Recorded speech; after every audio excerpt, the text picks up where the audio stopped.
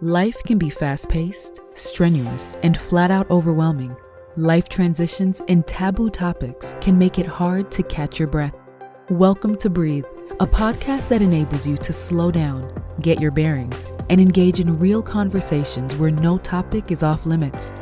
Breathe is presented by Breath of Life, hosted by David Person and speaker-director Pastor Debleaire Snell. Boom! Yes, sir. Welcome to Breathe. All right. You know how we do. Mm-hmm. Every week we are here, we're energized, we're ready to go. And these young people who have been with us all this month have really energized Pastor Snell and me, David Person, and hopefully you too. And today's episode... They've been schooling us, man. They have been. It's been real enlightening. Today's episode, the final one that they're going to be here with us for, we want to talk about God. Gen Z we want and to get God. a sense of what they think and how they feel about God. So we've got, you already probably know who they are, but I'm going to say their names anyway just to be sure. Megan Woods, Avery Brown, Akila McTavish, Gabe Morency, and Andre Jones. Did I do it? Yeah. I did it. I did it. Okay. Yeah, so Gen Z is in the house. In the house. You know, so we want to just kind of have a direct conversation about God. So we live in a time where you may hear people kind of talk about God in various and sundry ways. Some people may say, you know, I pray to the universe, or, you know, they kind of maybe talk about God as kind of this energy source. You put a certain energy out and energy comes in, or, some people believe that we are God and we manifest things into being. And so we're trying to just kind of really talk through the concept of God. So I guess the first thing I want to throw out to you all, independent of church, your religious upbringing, have you always believed in God, like the creator God, like, that created heaven and earth, a God who is transcendent but is personal, someone I can pray to? Have you always believed that? And if so, when did it become personal for you? Like, this is my God. And how did that take place? I would say yes. And then middle school. So middle school, I transitioned from the Adventist school in town to the charter school. And it was the first time I was forced to defend what I believed. So I wasn't like, oh, I don't eat meat because no one eats meat. It was something that I had to take ownership. Who was God to me, and how could I represent him in a way that wasn't restrictive but liberating? So middle school. Wow. Okay. Anybody else? Yeah, I would say, yes, I've always believed in God. I would say it really became like he's my God when I just spent a lot of time in nature with friends. I feel like as I was in nature more and more, I was just like, he made all this and he made me. Like, that is just such a great love. I can't even explain it. I can't describe it. And I feel like through time and creation and nature, it just kind of became more real to me. Was this personal time? Is this like a summer camp? This was at a senior high school retreat. We went for a few days, and I just remember like lying down, looking at the stars, and I was just like, wow, like God is just so amazing. Yeah. Somebody designed this. Yeah. Somebody put this into being. All right. Anybody else? Yeah. Okay, go ahead. Oh, I was just going to say that I always believed in God, but I didn't know who he was completely. And I would say that I truly found out who he was as I came into my adult years. So I always believed in him, never doubted his existence, but actually having the relationship was when I became older. Yeah, for sure. Yeah, I would say I've always kind of had a relationship with God, but he became very real to me in high school. My senior year of high school, I just went through a very difficult experience, and it was then that I encountered the Lord for the first time. Okay. Right. In the midst of difficulty. In the midst of difficulty. Of course, I always knew God was real. He became personal for me around the age of 13 when I kind of wanted to know, like, what am I really going to church for? What am I really doing this for? And that's when he became a little more personal, understanding that he was a genuine father and not just the God in the skies. Yeah. Okay. So in the course of a journey of faith, because, we don't see God, we don't hear God audibly, one of the things that you will experience, I'm sure you have already, and you sound like a downer, but the older you get, you're going to see disappointment a lot more pronouncedly, and it's going to hit you a little bit more hard. But have you ever had a time where you felt let down, disappointed by God? And if so, how did you manage that disappointment and come to the conclusion that God is real and that he cares? How'd you work through that? Well, for me, yes, a lot of times. I had this big plan for my life, how it was going to go, when things were going to happen. And God said no for multiple things. But through building the relationship and knowing his plans for me are always good, at the end of it, I was so okay with my plans not going the way that they where I wanted them to, because I know that at the end of it, God had a good plan for me. It doesn't matter if it was uncomfortable, if it was difficult, if things that I wanted, I wasn't given, because at the end of it, God is going to place me exactly where he needs to be. But that was because I built the relationship to know that everything will be good because he's good. So question, did you believe that in real time as your plan that you created is dissolving? Or was it more when you look back on how things were coming together that you're like, I see what God was up to? In the midst of it, I was not seeing anything good. It's as I look back, because in the midst of it, it's very hard. God has to come directly to you and speak to you, because I know for me at least, it just felt really dark. But then looking back and seeing, oh my goodness, you did this for this reason. It's just like, wow. And a lot of times we do have to see the outcome, unfortunately, to know that it is good. Okay. Yeah. Anybody else? Yeah, I'll speak to that. I think when I went through a very difficult experience, actually in college, and I found myself in the midst of that experience really struggling with my faith and struggling with where is God in the midst of this and how can he love me? And I think it was great community and friendships that helped me realize, and not realize, because I think there's a difference between like knowing something and then truly believing it, but believing that Jesus loves me and believing that because he loves me, I can trust him in this pain. And when I was able to believe that and come into that realization, God allowed me to meet myself and that pain. And he showed me, literally showed me why I was going through what I was going through. And so, okay. All right. Anybody else? No, definitely. I remember there was a time where I was trying to get into Oakwood and I had to take this, ACT test to be able to get a certain score so I could get the scholarship. And the first time I took the test, I didn't get a high enough score. But I felt like I was impressed to go to Oakwood. So I was really discouraged and disappointed, definitely, like, how could he let this happen? But, I studied and eventually got the score that I needed.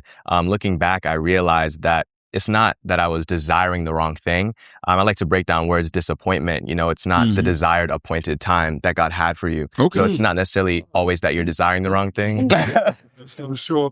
It might be. I'll quote him. But yeah, like, it's not always that what you're desiring is wrong, but oftentimes that God is looking to produce something within you before he can, let you see the fruit of it. Okay. I like that. All right. Nice. Megan, you want to jump in on that? Sure. I would say just understanding that everything's temporary. Nothing really lasts forever. So yes, this may be hard now. That's a powerful word right there, baby. 2 months down the line. Yeah, it is. Yeah. Everything's temporary at the end of the day. This too shall pass. It has to pass. And I like that you said that. But I also know, if we're going to keep it real, that sometimes, not just for younger people, but even for older people, it's really hard to embrace that. And I'm going to say this, I'm going to take a little privilege as an older person to say that I think because I've lived long enough to realize that I can outlive my my failures, my disappointments. Sometimes I think you all haven't lived long enough to know that, yes, you will actually, in 5 years, 10 years, or even less, realize that, I can get past this. It's going to be okay. Yeah. And so I wonder, what do you say to the young person? Because all of you, I think, expressed really spiritually mature points of view in all of these conversations we've had. What do you say to the young person who is struggling to believe that they're going to get past this moment, who is grasping for hope? Yeah. What do you say to them?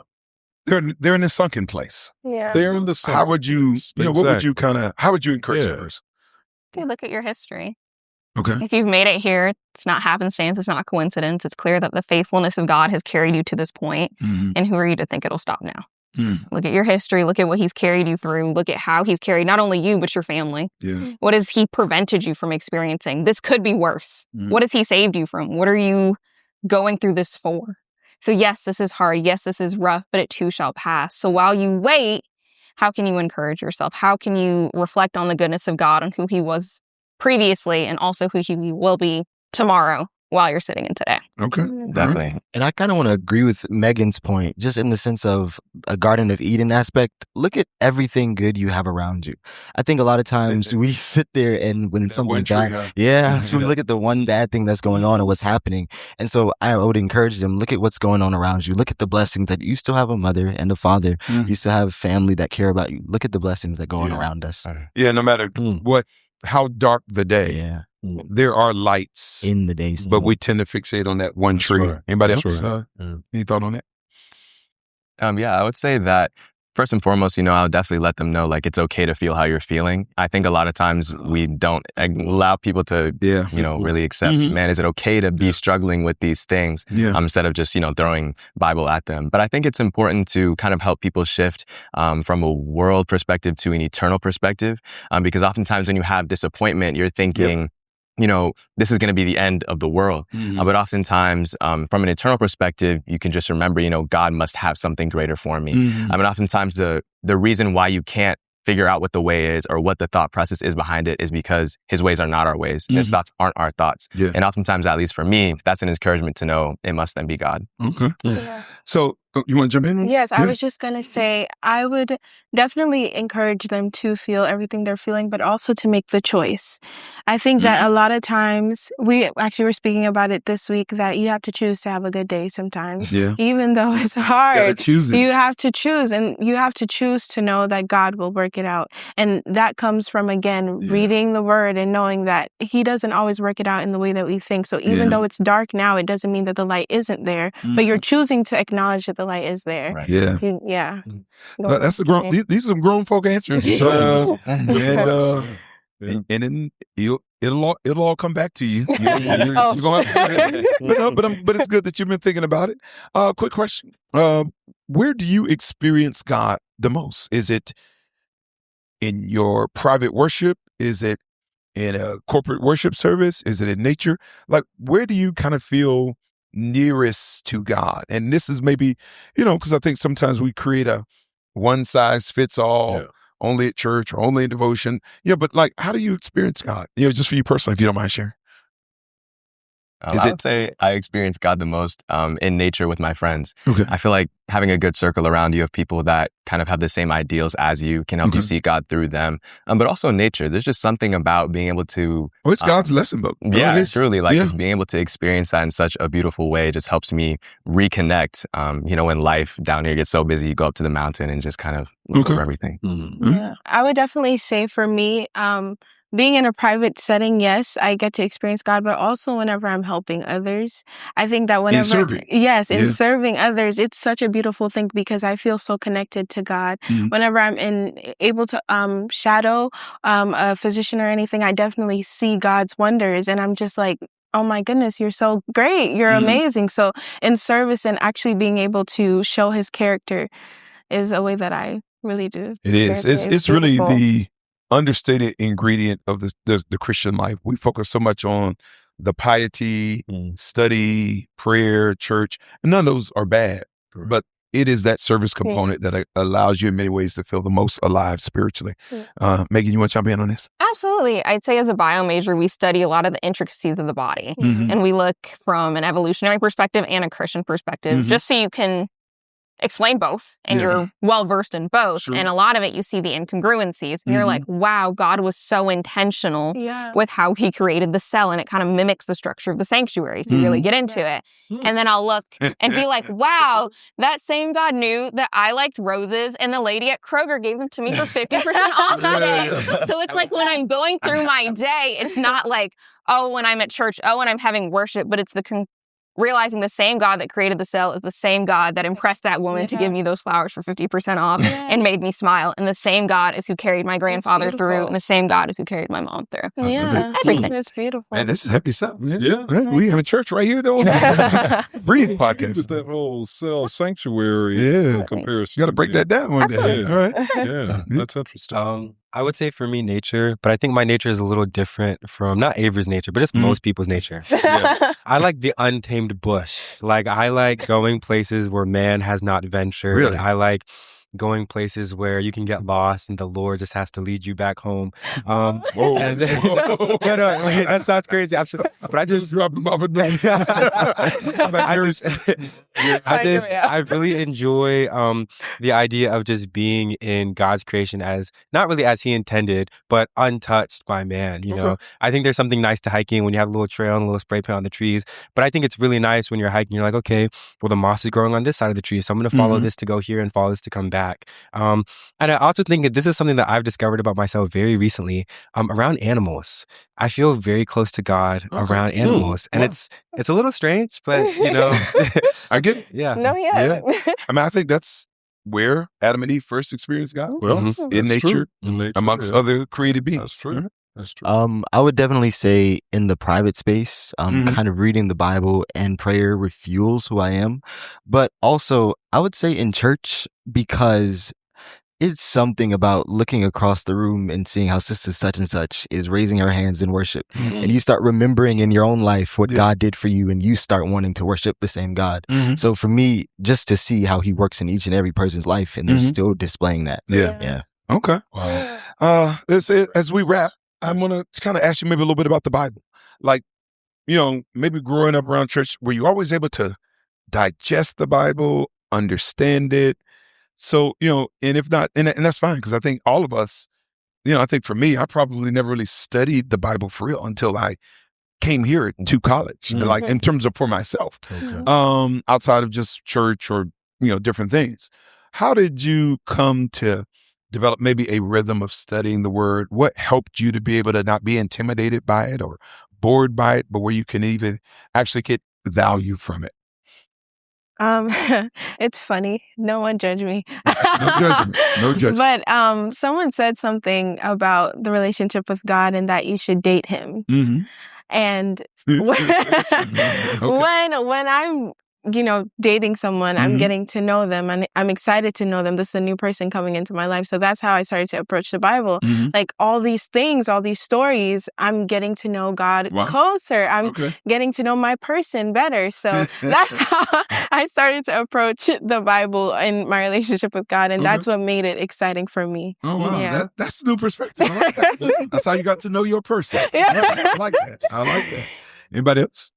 Well, I would say I remember the first time I learned about hermeneutics, and I remember like it was yesterday because it blew my mind that the Bible isn't some isolated book that you just follow, but it took place in the context of the world. And for me, I love history, and so reading the Bible in the context of actually what was going on and realizing that, you know, like this has actually happened, really brought the Bible to life, and it made me excited, especially to read the Old Testament, because then you realize like, wow, like this happened in this context, and it just brings it to life. And I remember I was at a point in my spiritual journey where I would like have dreams, and in my dreams, I would like see the Bible like it was a movie. And it was amazing because it was just like, wow, like this really happened, like a real historical event. And I think sometimes when we don't teach that, we miss out on that. I love that. Okay. All right. Megan. Absolutely. I'd say when I was in Spain, I was learning Spanish and reading the Bible in Spanish. So love is in 3 words in Spanish versus 1 in English. So when you read it, it kind of comes alive in a different way. I'm like, oh, this is a different word for love. And then cross-referencing with the Blue Letter Bible and finding those commentaries and being like, wow, I know what it means in Spanish. I know what it means in English. I know what it's supposed to mean, but what does it mean to me? So that was something that was really transformational in my study journey. Well, definitely. I would say that I kind of just thought about what I was interested in and saw if I could find that in the Bible. So if I was, I want to learn just what it means to have good Christian living or something like that, I would search something up. What are some good Bible verses about it? And then kind of read that chapter. And I think it was easier to digest because my posture was more so open to what it had to say in those things. You were searching. Yeah, searching. Yeah. And then it kind of just opened and expanded. There's so many stories in the Bible that I'm even still discovering to this day that it's just so fascinating. And I think that... But am I hearing you say you kind of began looking at particular subjects, as opposed to just this straight through reading like a novel? Yeah, it was much more of a topical beginning. Okay. Yeah. All right. Andre? So I'm a little more practical. So I kind of learned how to read the Bible from some of your sermons, Pastor Snell. Listening to the illustrations. Seriously. Just listening to the illustrations, I always, when I read the Bible from there on out, I was like, okay, how can I connect this to something that's actually going on in the world? Like, how can this make sense to me? And so that kind of helped me understand the Bible a lot more. Good stuff, man. Wow. Right. I mean, this is just really encouraging to kind of see, spiritually alive young people who have this active connection with God, and it seems to show up in a way that is making a difference in your life. Just give a quick admonition to maybe, somebody maybe that's in their 20s, 30s, maybe 50s, and they're just wrestling with the idea of God. Like, what would you kind of share with that person as to why you should at least consider, why you should seek, or maybe try again if maybe you kind of drifted away or been hurt or disappointed in your faith journey? Why should they reconsider that? I can go. I would say yes, Pastor. something that I was told, which I think really does help me when I'm feeling disappointed or discouraged, is you're gonna have to go through life either way. So why not try it with God? Yeah. And I think just kind of keeping that in my mind when things are heavier, when I am struggling, kind of helps shift my perspective of maybe there is some benefit here. Maybe there is something, even if I can't necessarily verbalize it, that I can somehow feel. Okay. All right. I would say that you face disappointment from your friends, your family, people around you all the time, and you give them second chances. You still are around them. And as humans, we're going to continue to do so. So why not allow God to disappoint you? Because the place he's leading to you is not where your brother, your sister, your mom, your husband, your wife is leading you to. So just allowing God to do what he does, even if it's uncomfortable, because again, it's going to lead to where you need to be. Right. How it starts may not be how it ends. All right. Megan? I'd say life's too hard to go through without a map. Yeah. I think a lot of times we find guidance from places we shouldn't, not because we're misinformed, but we don't know where to look. Yeah. I don't know, how do I navigate relationships? And while the Bible might not say something explicitly, those principles will. Yeah. So instead of going to the Bible as like, hey, how do I Google how to be in a successful relationship? Think, what does the character of God look like in this instance? How does God present himself here? And then go from there. Right. Wow. Yeah. All right. I would say that Jesus loves you.